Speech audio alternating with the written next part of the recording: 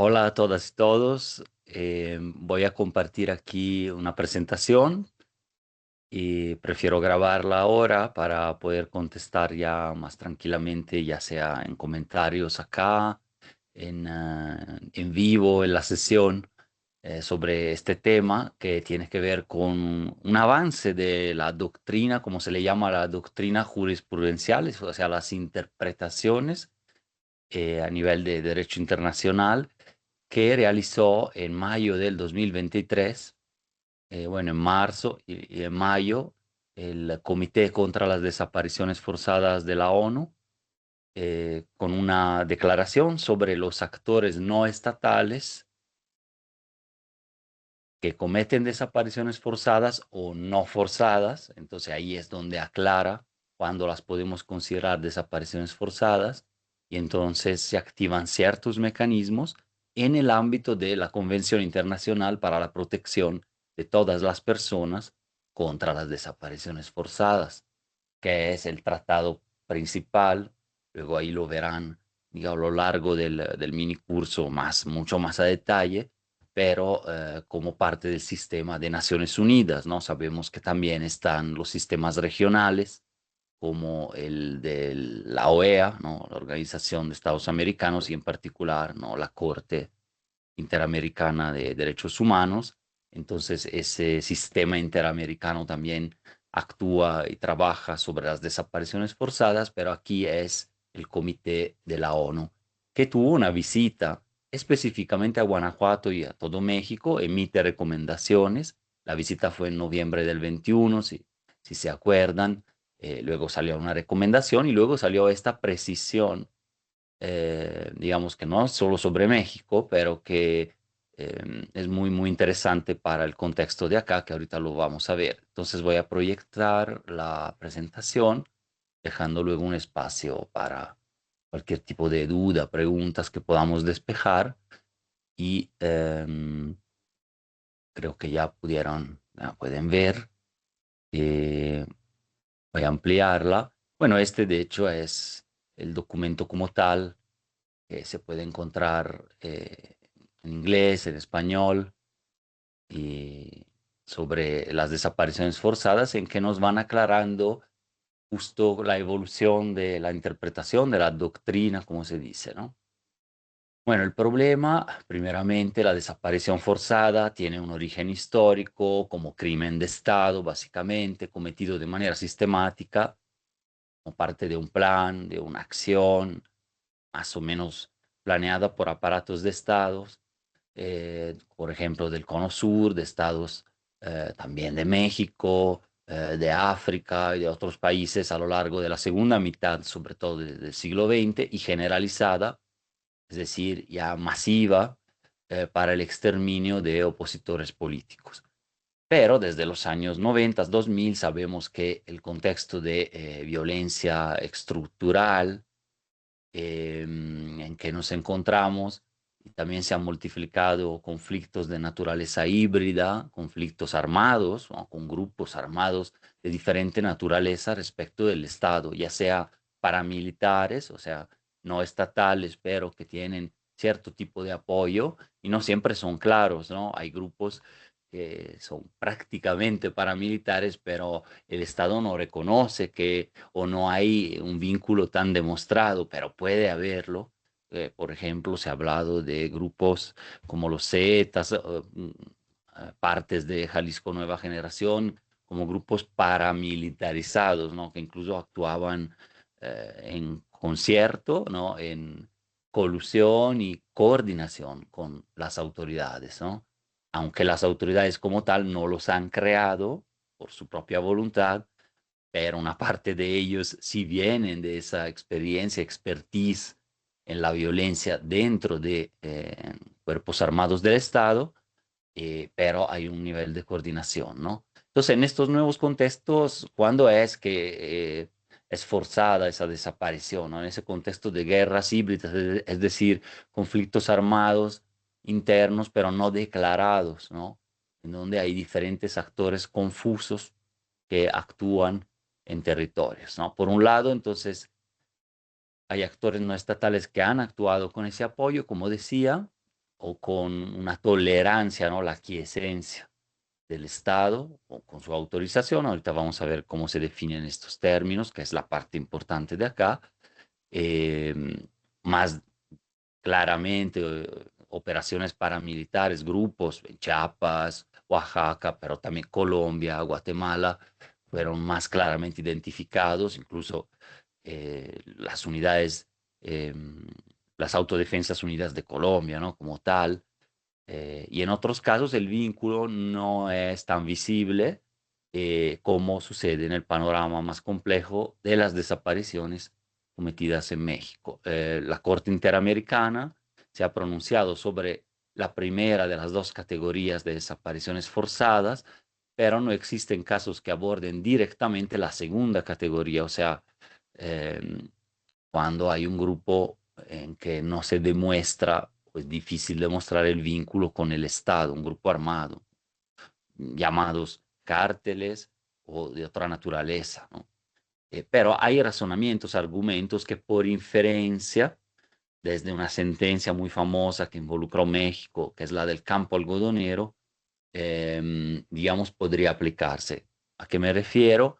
2009, la sentencia Campo Algodonero sobre una serie de crímenes contra mujeres que implicaron, claro, el desconocimiento del paradero, la ausencia, la desaparición y posterior hallazgo sin vida de las mujeres víctimas del feminicidio, en donde la conducta repetida de esto en un territorio bastante identificable en Ciudad Juárez y que luego en esa parte del campo algodonero es donde se encontraban los cuerpos, le implica una responsabilidad al Estado, aunque no lo haya cometido directamente y aunque no lo haya cometido un grupo armado que el Estado propició, porque ya es un contexto de violencia estructural, como decíamos arriba.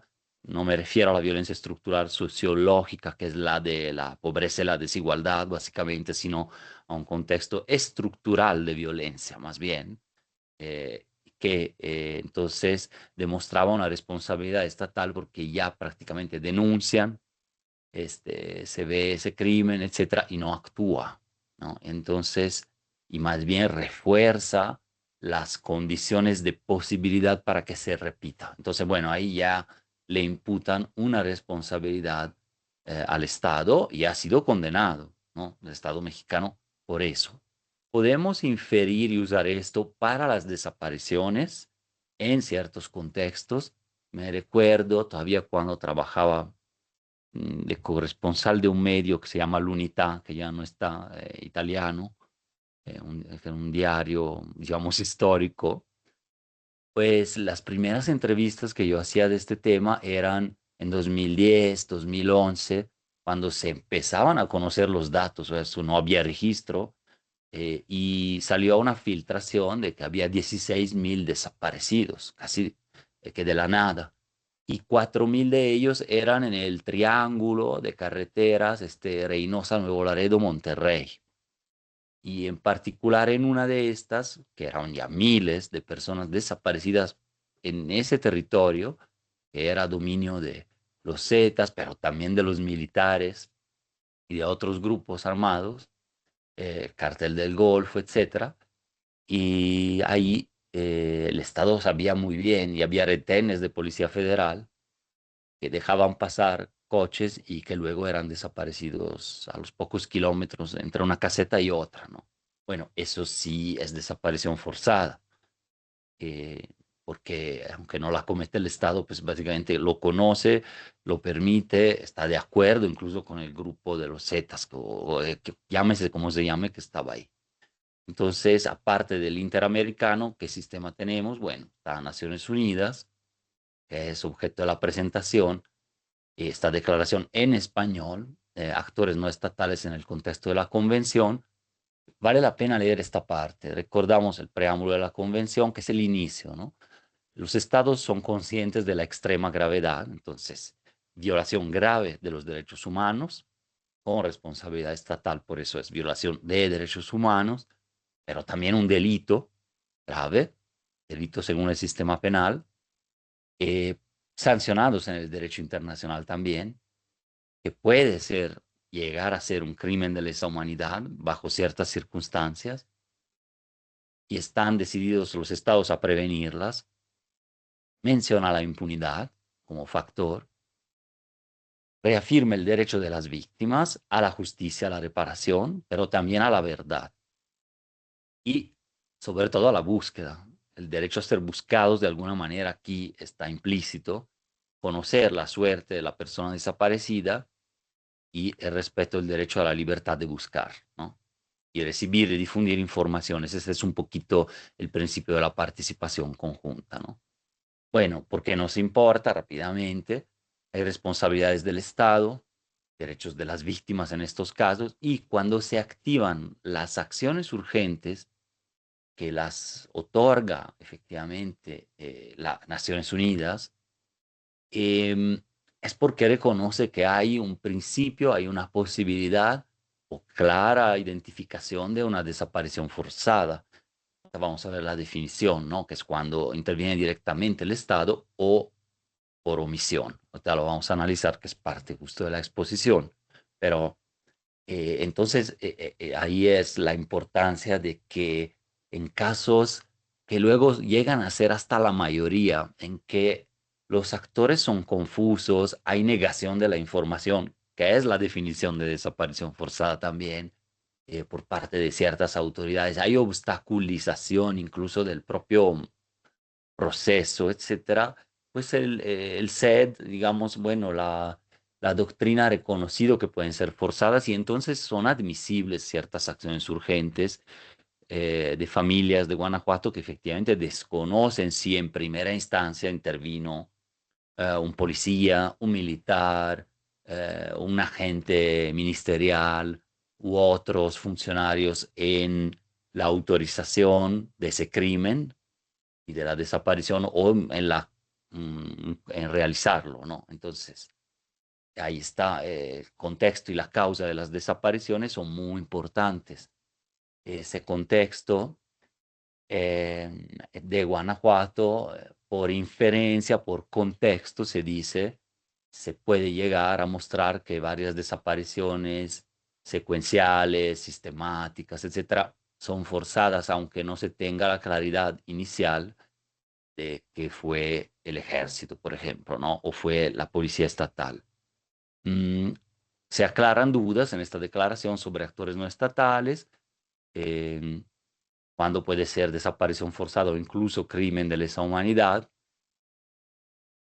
para condenar o señalar al Estado claramente y poderle fincar una responsabilidad y llevar a cabo más estos procesos de acciones urgentes, comprender las desapariciones como forma de violencia también más amplia sociopolítica que afecta desmesuradamente a las poblaciones y sobre todo a las más vulnerables y conceptualizarlo como generalizado y sistemático. Bueno, que dice el artículo 2 de la Convención, que luego se retoma en la Ley General Mexicana, en otros instrumentos, pero básicamente los elementos son la privación de la libertad de alguien en esas modalidades, arresto, detención, secuestro. Obras de agente del Estado, punto uno, directo, ¿no? Se ve alguien en una camioneta, pero con placas de la policía local, pues se lleva a una persona, la mantienen comunicadas, o bien pueden ser particulares, grupos, armados o no, pero actores no estatales, de personas que actúan con autorización, apoyo o aquiescencia del Estado. Y acá vamos a ver cómo se definen esas tres cosas, seguida también de la negativa a reconocer dicha privación de la libertad. O sea, vas al retén, vas a barandilla, vas a cualquier lado, preguntas a funcionarios públicos, a los policías, incluso al juez, etcétera, que eh, estuvieron de alguna manera a lo mejor involucrados en alguna fase de la desaparición y lo niegan o niegan registro de eso en sus registros, digamos, de ley, etcétera, ¿no? Pero más bien normalmente es la propia situación, ¿no? El mismo grupo que lo desapareció, llega la familia a preguntar y niegan la información, pero puede ser que lo nieguen después a través de solicitudes de transparencia, a través del trabajo periodístico, a través de solicitudes de la familia en la diligencia ministerial, ¿no? En el mismo investigación, y van negando información, la oculta, desaparecen los expedientes. Pueden ser muchas las modalidades de esto, pero cualquiera puede llevar ya a justificar que hay esa negativa, que se oculta la suerte, el paradero de la persona, que se sustrae a la protección de la ley, y es un crimen continuado, permanente, que no prescribe, recordemos, ¿no? La desaparición como tal. Entonces, en cualquier momento, un desaparecido, una desaparecida del 2010 está siendo desaparecido hasta ahora, y el crimen se comete y es actual y debe ser buscada y debe seguir la investigación, y puede activarse una acción urgente, en ese caso, en cualquier momento, también 15 años después, porque no ha sido encontrada. Entonces, esta parte de personas o grupos que actúan en la ley mexicana, podríamos referirnos ahora al otro crimen que está en la ley general, que es la desaparición no forzada, pero sí cometida por particulares, ¿no? Pero digamos así que como tal, hay un caso cometida por particulares, pero donde no se puede demostrar, por ejemplo, que actúa el Estado, ¿no? Porque si no sería forzada. Ahorita vamos a ver aquí, y entonces no la reconocería como tal si fuera solo cometida por particulares. Si no hay ningún vínculo, no se demuestra nada, pues para el SED de la ONU, Comité para la ONU, pues no sería forzada entonces. Pero vamos a ver cómo en varios contextos realmente se ha ampliado esa noción de desaparición forzada para incluir muchos casos confusos, híbridos, podríamos decir así, y para favorecer la protección de las familias y las víctimas, ¿no? Entonces, noción de actor no estatal, ahí les preguntaría si podemos anotar en el chat ejemplos y practicarlos después. Ya he mencionado algunos, ¿no? Actores no estatales que cometen las desapariciones. ¿Quiénes son? ¿Quiénes podrían ser? Como ejemplos concretos o que han podido documentar, ¿no? La responsabilidad de estas puede atribuirse a nivel internacional al Estado en cualquier contexto, paz o conflicto, de las desapariciones, ¿no? Pero entonces, primer punto, ¿qué son? Autorización, apoyo y aquiescencia del Estado hacia estos grupos. Aquí el caso es más claro, ¿no? Entonces ahí sí seguro hay una responsabilidad estatal según la definición internacional, pero vemos, uno autoriza, también hablamos más en sociología del crimen autorizado, ¿no? Pero bueno, acá en lo específico, el Estado a través de agentes, oralmente, por escrito, da permiso a personas o grupos para que cometan una desaparición. A veces no, el jefe no es el jefe de plaza de un grupo criminal. El jefe puede ser algún actor estatal, el comandante de la región militar, el jefe de la policía, el jefe del grupito de ministeriales, cierto tipo de fiscales, ¿no? Que autoriza de alguna manera que se pueda cometer algún tipo de ilícito ahí, y la desaparición o incomunicación, pero desaparición de alguien temporal o definitiva.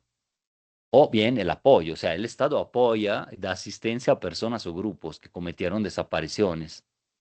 Ahí dice, información, medios, le presta camioneta, vestimenta, armas, les da, como que se llamaba antes, cierto permiso de actuar, es como la llamaban la charola, ¿no? Eran especialistas estatales y estos no estatales de la violencia, ¿sí? ¿No? Esto incluye también apoyos que no fueron provistos inicialmente con el fin de cometer desapariciones. O sea, apoyan al grupo, el grupo comete desapariciones, aunque no estaba previsto, por así decirlo, en el acuerdo, pero pues el grupo luego hasta actúa por su propia cuenta, pero pues los medios se los dio el Estado, ¿no? Y piensen en la práctica qué ejemplos se les podrían ocurrir de esto, ¿no? Que han visto. Aquiescencia, el tercero, el menos claro de todos, tal vez. Significa que el Estado sabía, tolera, ¿no? Tenía razones para saber.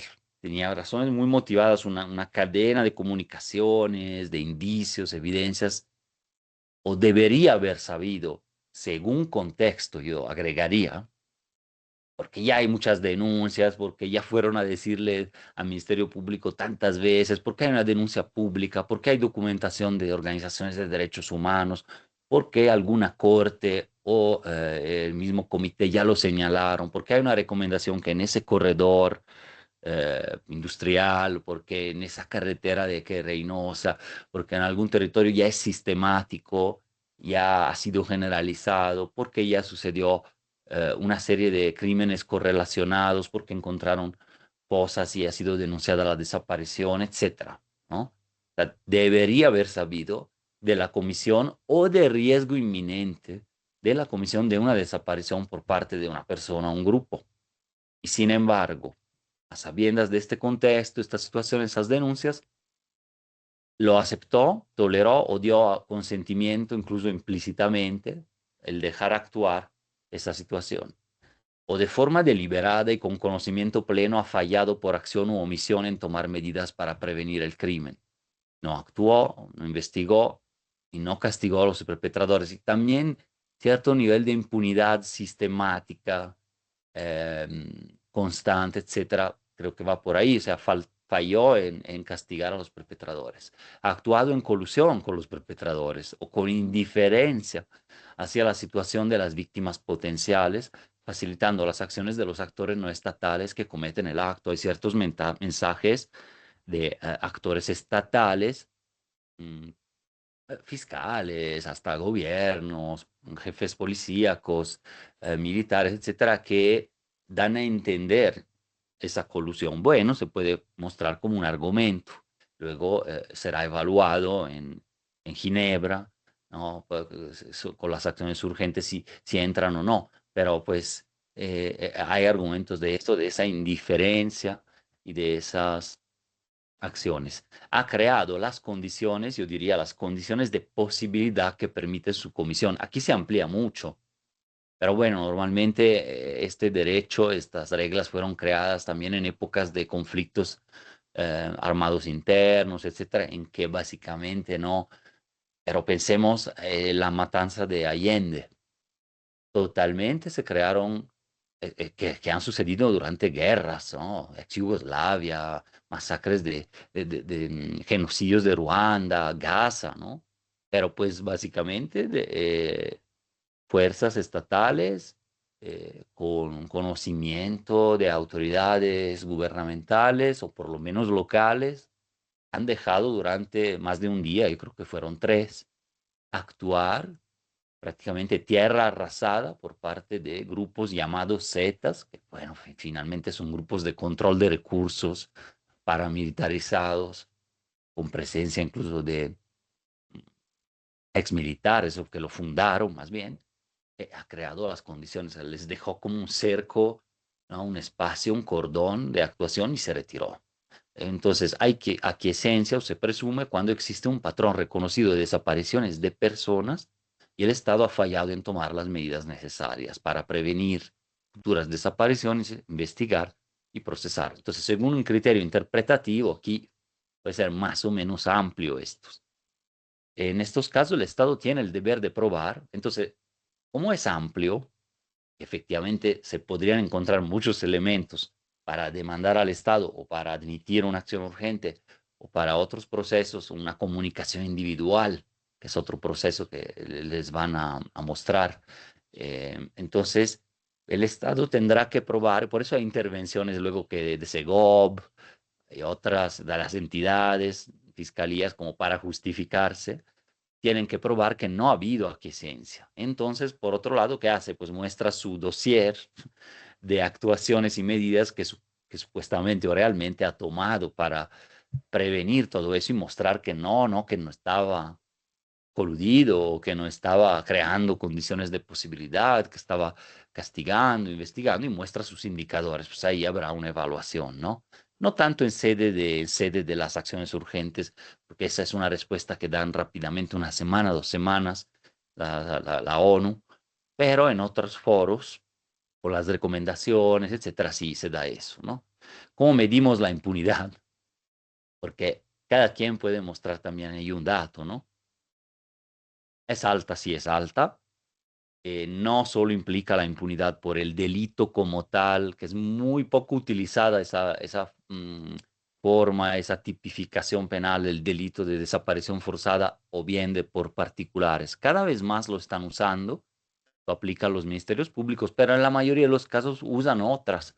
Entonces hay que medir la impunidad conjunta, sí, de ese delito, frente a casos judicializados y sentencias, ¿no? O sea, carpetas abiertas versus culpables, ¿no? O sea, finalmente, y también localización de las personas.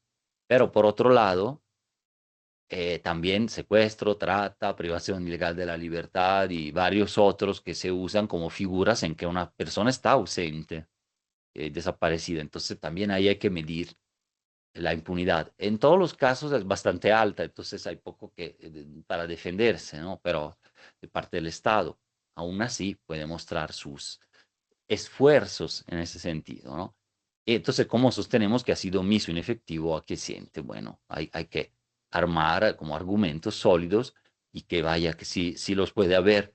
¿Qué sucede o cómo se enfocan las desapariciones entonces cometidas por actores no estatales sin, donde no hay ninguno de esos elementos que vivimos en la diapositiva anterior, sin autorización, apoyo o aquiescencia del Estado? Entonces ya no tiene ninguna responsabilidad, no se pueden activar esos mecanismos internacionales que la verdad son los que muchas veces les funcionan a las familias y que entonces estamos abogando para que se amplíen y se usen.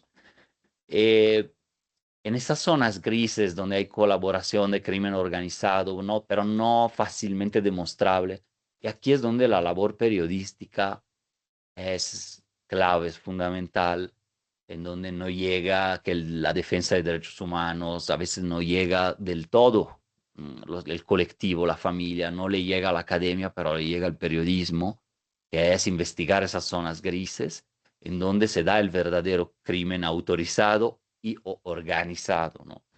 Eh, pero es justo una zona de niebla, de tinieblas, ¿no? En que no está claro, ¿no? Hay visiones distintas entre países, contextos, conflictos armados o no, y en el derecho internacional sobre si se consideran forzadas o no. Aquí entra la importancia de esta declaración de la ONU para aclararlo. Entonces, vamos a ver, para ya finalizar. Por un lado, bajo o según el artículo 5 de la Convención, que luego lo podemos leer, lo voy a proyectar para que quede grabado también y lo pueden buscar.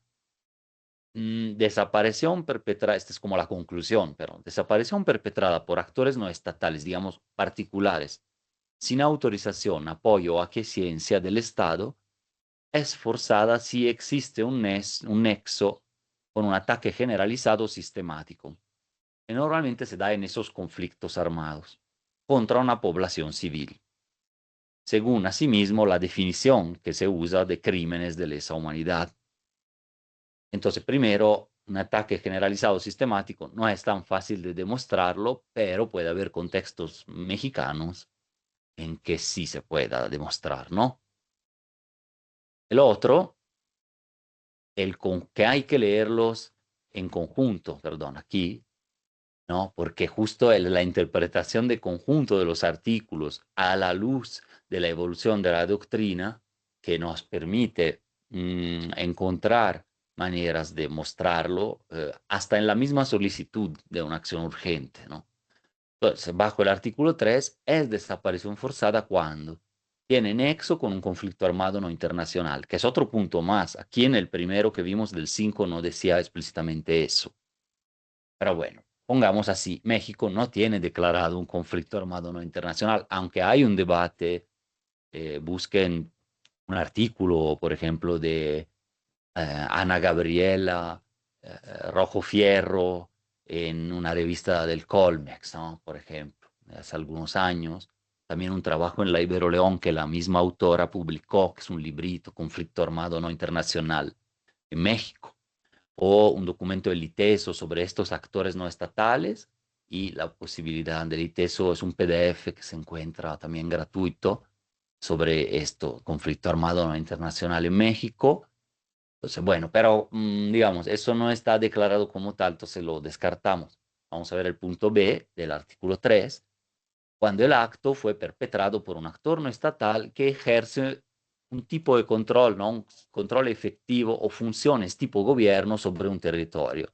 Por ejemplo, es la extorsión. Debemos de considerar, podemos, en ciertos barrios, colonias de Irapuato o de Celaya u otras, ya una forma de ejercer el control efectivo de funciones tipo impuestos para financiar al grupo. Mm, podríamos ver, ¿no? Quizás. Con bases, esto se da, lo dice la misma declaración, con base en antecedentes recientes y documentación del grupo de trabajo sobre desapariciones forzadas que fue creado anteriormente al comité, ¿no? Ya desde creo que desde el 92, 94, ¿no? Con una primera declaración antes de la convención sobre desapariciones, pero este grupo de trabajo, claro, sigue trabajando, también documenta casos y dices que prácticamente podríamos considerarlos equivalentes a desapariciones forzadas por actores no estatales con control territorial y entonces pues serían forzadas. Entonces perpetrado por quien ejerce un control efectivo o funciones tipo gobierno sobre un territorio, ¿no? Y si no, serían más bien considerados, dice, como actos de secuestro, abducción o como lo defina la ley del país. Entonces ahí ya de plano no entra, sería una desaparición cometida por particulares. Pero pueden ver cómo al demostrar, poder demostrar esto o algo, ¿no? Actor no estatal, funciones tipo gobierno sobre un territorio, recaudación de impuestos, gestión de la seguridad y la inseguridad, control del paso, el tema de retenes, etcétera, etcétera, pues hay que ver qué quiere decir ese control más o menos efectivo, ¿no? No quiere decir que el Estado no esté para nada. Claro que va a haber todavía el Estado, pero pues puede ser que permita incluso ese control parcial de las funciones de seguridad, por ejemplo, en un municipio, ¿no? En donde han sido disueltos incluso cuerpos de la, perdón, me refiero a policía, cuerpos de policías, ¿no? Municipales, que ya los tuvieron que despedir a todos, ¿no? El mando único, etcétera. Ahí se está admitiendo que hay un control de la seguridad, además de la extorsión o de la obra pública, ¿no? Por ejemplo, o de tránsito a lo mejor por el cual hasta hay cierta tolerancia o visto bueno de otra autoridad, qué sé yo, puede ser en algún estado la fiscalía, en otro estado la policía estatal, o simplemente no se actúa a sabiendas de eso, no, sin visto bueno, pero digamos así. Entonces ahí podríamos llegar quizás a demostrarlo. Para ciertas zonas de México podría darse el caso B. El derecho relativo a los crímenes contra la humanidad se ha desarrollado para tomar en cuenta fuerzas que, a pesar de no ser el del gobierno legítimo, tienen control de facto o pueden moverse libremente de manera, claro, ilegal, o sea, fuertemente armados, con rehenes, con sus casas de seguridad, con sus campos de entrenamiento, con laboratorios, entre laboratorios, en la Sierra de Lobos, etcétera, etcétera, entre estados, Jalisco, Guanajuato, Michoacán, Querétaro, ¿no? En un determinado territorio. Entonces, es interesante como del conjunto del artículo 3 y 5, más una documentación del grupo de trabajo, más lo que dice como tal, ahora para otros contextos, pero el tema del crimen de lesa humanidad, que aquí no se podría quizás fácilmente declarar como tal por no tener un conflicto armado, pero sí por tener desapariciones y otros crímenes graves, violaciones graves a derechos humanos como el desplazamiento o la ejecución extrajudicial y la tortura.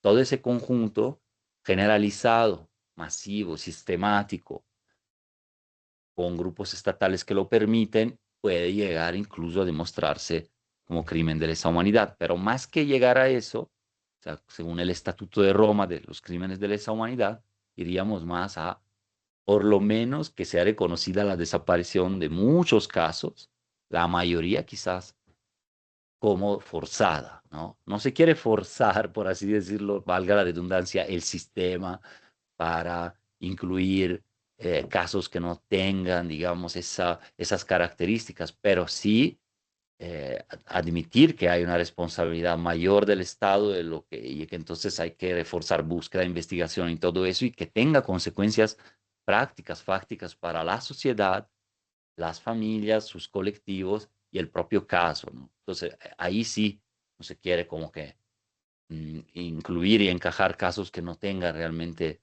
que ver con este contexto, pero pues tampoco excluir otros que sí representan efectivamente ya una descomposición de la situación, ¿no? Y del contexto como tal. Entonces, porque aquí implicaría ya obligaciones de los estados, porque tienen que hacer lo que está ahí, medidas apropiadas, justicia, buscar, seguir los principios rectores, abrir las acciones urgentes, conducirse con debida diligencia, ante riesgo también, o sea, prevenir, mejorar condiciones de vida, respetar plenamente los derechos humanos, implica también eh, mejorar condiciones infraestructural incluso, ¿no? Del propio desarrollo. Lo anterior debe ser más estricto al tratarse de casos de mujeres y, claro, niños, niñas y adolescentes, ¿no? Em, bueno, finalmente las consecuencias también procedurales de poder demostrar esto, rendir reportes, implementar medidas obligatorias, contexto de acciones urgentes. Se pueden registrar casos de este tipo más confusos, más híbridos, pero en que sí ya con esos criterios mejora mucho la posibilidad de mostrar esa responsabilidad de las desapariciones forzadas, pedir, buscar y encontrar de manera más contundente. Cuando el Estado no esté en capacidad de localizar a la persona, se pueden tomar medidas necesarias en su poder, por ejemplo, registrar el caso de bases de datos específicas, o sea, ofrecen un abanico de más soluciones, asegurar entierros masivos y preservar evidencias. eh, si no puede actuar el Estado, pues puede también pedir cierta asistencia internacional de grupos de expertos, de peritos, forenses. Pensemos en el GIEI del caso Ayotzinapa, que fue de la Corte Interamericana, eh, pero también en el equipo argentino y el equipo de antropología forense, ¿no? O el FAFG de Guatemala, el EMAF, que es mexicano, los equipos peruanos, en fin, equipos muy especializados para los cuales la familia tiene incluso derecho a solicitar el segundo peritaje, incluso por esos equipos internacionales, ¿no? Recolectar ADN, darles asistencia, es decir, aquí está ofreciendo otras medidas que deben ser tomadas, de hecho, para todas las desapariciones en México, pero de manera reforzada en el contexto de una acción urgente, son como los puntos que sí o sí se tienen que llevar a esas reuniones con las autoridades locales y que los cumplan. Dar pasos hasta donde sea posible para obtener información de parte del actor no estatal. Es muy interesante, es decir, hasta podría prever mecanismos para intervenir con personas recluidas, negociar, poder ofrecer algún tipo de negociación o beneficio con la familia o al menos algún contacto ahí de esa manera. O bien con el grupo no estatal armado o grupo delincuencial o grupo sí, de estos actores en sus territorios. ¿No? Directamente en donde actúan, controlan. Eso pasa mucho en Guerrero, ¿no? Donde hasta las buscadoras piden permiso para buscar a grupos armados que están controlando alguna comunidad. Entonces es bastante común de verse, ¿no? Y pues se lo puede apoyar también alguna fuerza de protección estatal dentro de esta acción en el contexto de Naciones Unidas, ¿no? Entonces, el SED puede recibir comunicaciones sobre estas violaciones del Estado, puede realizar visitas al país, incluso si recibe información confiable sobre la persistencia de estas, puede llevar la atención urgente a la Asamblea General, a su secretario general de esta práctica cuando es generalizado sistemática. Entonces, eso es la importancia también de la documentación que puedan hacer prensa, organizaciones de derechos humanos, academia, colectivos y, ¿por qué no?, hasta las mismas autoridades, ¿no? Entonces, bueno, esto es lo que quería mencionar con ustedes, resumir. aquí está para dejarla, los artículos que van a dar cierre a esto, pero cierro aquí por una cuestión de tiempo, la, digamos así, la exposición. Entonces, ahora para el diálogo y los dejo estos, incluso el PDF de esta presentación se va a ver en el video, pero también se lo puedo claramente compartir. Creo que lo vamos a poner en un link al video y acá mismo en la sesión. Y bueno, muchísimas gracias por estar atentos, atentas a todo este tema, que estemos siempre en contacto, en confianza. Yo creo que sí es un movimiento muy importante que se pueda tener esto, también, digamos, desde el Estado y a disposición para cualquier otra aclaración y así. Déjeme, voy a dejar de proyectar. Muchas gracias.